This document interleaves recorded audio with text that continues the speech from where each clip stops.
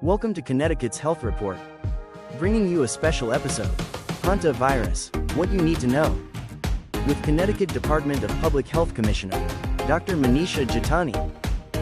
Because being informed is the first step to being protected.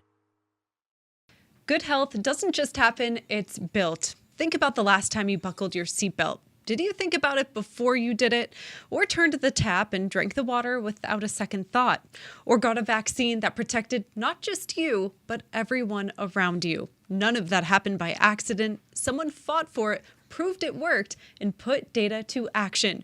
Welcome to Connecticut's Health Report. I'm your host, Brittany Schaefer, and I'm joined by Department of Public Health Commissioner Dr. Manisha Jitani. And today we are talking about something that is topping public health headlines and has Connecticut residents asking questions: Hantavirus. Last week, news broke that a deadly hantavirus outbreak has been linked to an expedition cruise ship which departed from Argentina on April 1st of this year. 3 people have died, all of whom were passengers on that voyage. Now multiple countries are monitoring sick residents, including right here in the U.S. So for the latest in Connecticut, we're taking your questions directly to our state's top doctor. Commissioner Jitani, is there any risk to people in Connecticut from this specific cruise outbreak? The risk to residents in Connecticut is extremely low.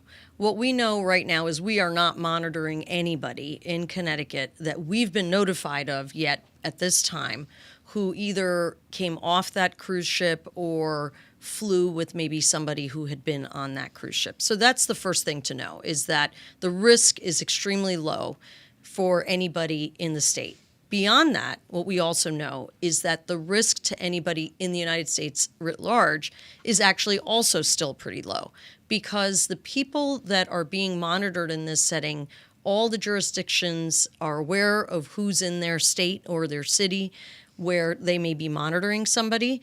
And this disease is just something we've known about actually for many, many decades. We know how it operates, and we have nothing so far to tell us that this is different than what we've known. And so I can say what I'm saying right now with some knowledge about this virus, because we know that you really need to be really close to somebody who has this infection in order to get it from them.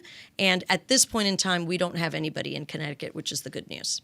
Now, I think a lot of people have COVID PTSD just, 6 years ago at this point. But a lot of what you were just saying kind of gives us reassurance that you really have to be very close to someone. We know what the hantavirus is. What would you tell people who are a little nervous that we could be heading towards another pandemic? I completely understand people's concerns. Again, hearing about this on a cruise ship with the stories we heard about right at the beginning of COVID, especially with a cruise ship right off the coast of the U.S. borders. And that was something that started off this entire dialogue as it related to COVID. But this is very different. I think the few things I really want people to know is, first of all, with COVID, it was a completely novel virus. And it was something we didn't really understand or know about, and we're learning in real time. Mm-hmm. The difference with hantavirus, and particularly the strain that we're talking about here, the Andes virus, is that we have decades of information about it. The Andes virus is the only one that we know of that can cause human-to-human transmission. And what we've seen historically, what's in the literature, what we see coming out of Argentina, where the Andes virus is endemic, is that you need to be symptomatic in order to transmit it to somebody else. One of the things that we learned in COVID was that, unfortunately, you could have pre-symptomatic spread. So everybody remembers that was where you had COVID, you didn't have symptoms yet, and you might have been infecting others. And it had the potential to infect a lot of people in a crowded space. So we used to think about big spaces where people maybe went to events and then infected a lot of people. Mm-hmm. This is very different. It's really close personal contact. Kissing, sharing utensils, sharing a bed with somebody. These are the things that really transmit this virus after you have that type of close contact. So I understand why people feel concerned and hearken back to the most recent memory we have of something like this. But I do think the fact that we do have more information about it, and our traditional contact tracing mechanisms where we say, were you exposed to somebody who was sick? Can we put you in an environment where you are closely monitored and we can follow and figure out whether you develop any symptoms, at which point you could transmit it to somebody else? Those traditional mechanisms are much more effective for a virus like this. But again, we are constantly learning, we are constantly monitoring, and as soon as we see any new information, we change our messaging, which is why we have to be vigilant and keep watching what's happening around the country. And as you just mentioned, the Andes virus, that's kind of the strain that we're looking at that seems like you just explained can be transmitted through kissing or sharing utensils, things like that, very close contact. Another thing that's making headlines in regards to that is how dangerous it is. And it seems to have a bit of a higher fatality rate than, say, COVID did. Why is this so dangerous? This particular infection, first of all, we have no treatments, there's no vaccines, and the pace of the infection once you get it is pretty fast. So you may get some symptoms that are sort of generic. Fever, body aches, headache, nausea, vomiting. That could be any number of things. And within a week or so, you may all of a sudden have an escalation of symptoms, which can result in almost a 40% fatality rate. In this particular instance, we believe that the first person who was infected was on an expedition where they may have been exposed to rodent droppings and probably inhaled them, had some sort of interaction like that resulted in that first infection, which then went to his spouse and then to another person on that cruise ship. But generally speaking, people aren't even thinking about a virus like this. So by the time they come to medical attention, some time has elapsed, and all of a sudden the infection is really off and running and more rip-roaring. But in this situation where people are going to have very heightened expectations for people who have been exposed, if we do supportive care, they're in a medical environment, maybe they get intubated where they have a breathing tube, they get oxygen, they get other treatments to help support them, we have a much better chance of helping people survive that type of infection. And is the hantavirus something that Connecticut has seen before? So hantavirus became reportable nationally in 1995 to the CDC. And there was actually an outbreak in 1993 in an area of the country we call the Four Corners. So it's in the area of Colorado, Arizona, Utah, New Mexico, that area of the country, because people are outside a lot, because it might be dry, because there are a lot of these rodents that could be nesting. You can have cases every year. Those areas of the country see cases every single year. In Connecticut, since 1995, we've only had one case in 2014. So it is extremely, extremely rare. Even though we obviously do have rodents in Connecticut, we don't have that same type of exposure where this is an infection that is something really common in Connecticut.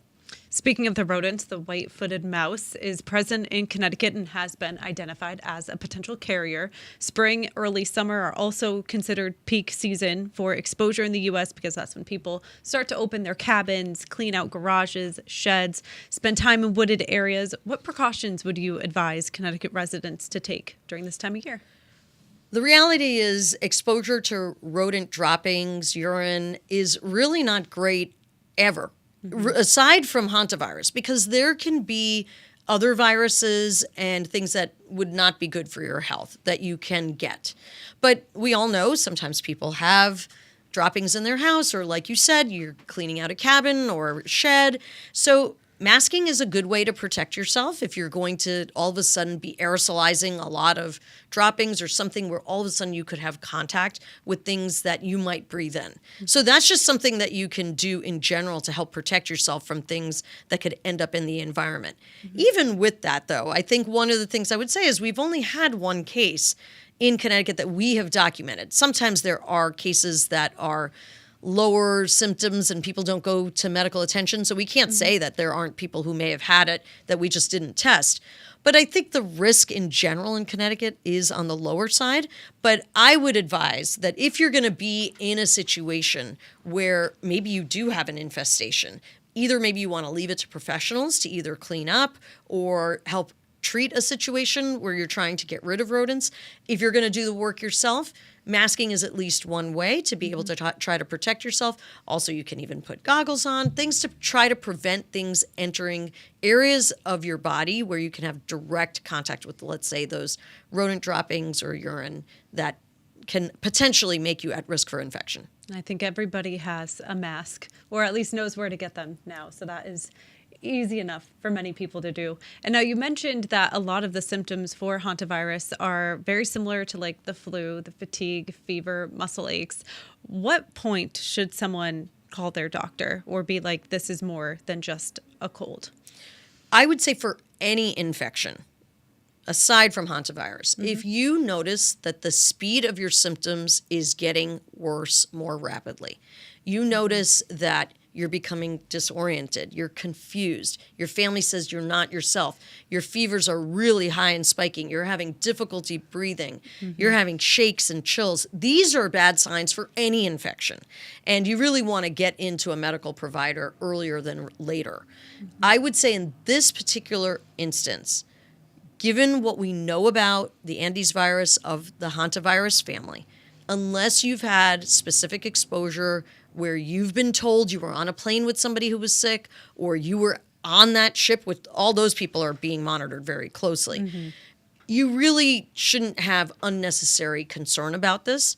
But again, if you have had exposure to rodent droppings, I would say it could be even something other than hantavirus, because there are other things that can be in these droppings. But it's really that speed of the escalation in your symptoms that is the most concerning. Because with any infectious disease, the earlier you're identified, the earlier you get into medical care, the earlier you get a diagnosis, the earlier you can get any intervention that might help you, even if it's just supportive care. Because sometimes even things like oxygen or being on a ventilator can really help make all the difference. Right. No better person to get these answers from than an infectious disease physician of decades of experience. So thank you so much. And in regards to the Connecticut Department of Public Health, how do we monitor for diseases like this one? So we've been in close contact with the CDC, with our other local partners, other states in our area, other national organizations that are helping to get information to us. And that's why I can tell you that as of today and right now, we have not been notified of anybody who is in the state of Connecticut. We do know that yesterday there were 18 people from that cruise ship who disembarked. We do know that there were 2 people from that 18 who are symptomatic, but the rest seem to be fine so far and are being monitored. And they are still figuring out, those people are all in Nebraska, where exactly they're going to go. We have not been notified that anybody is coming to us, but it is this close collaboration with partners in other states and with the federal government that helps us know what we have to be prepared to be able to help educate people in our own state.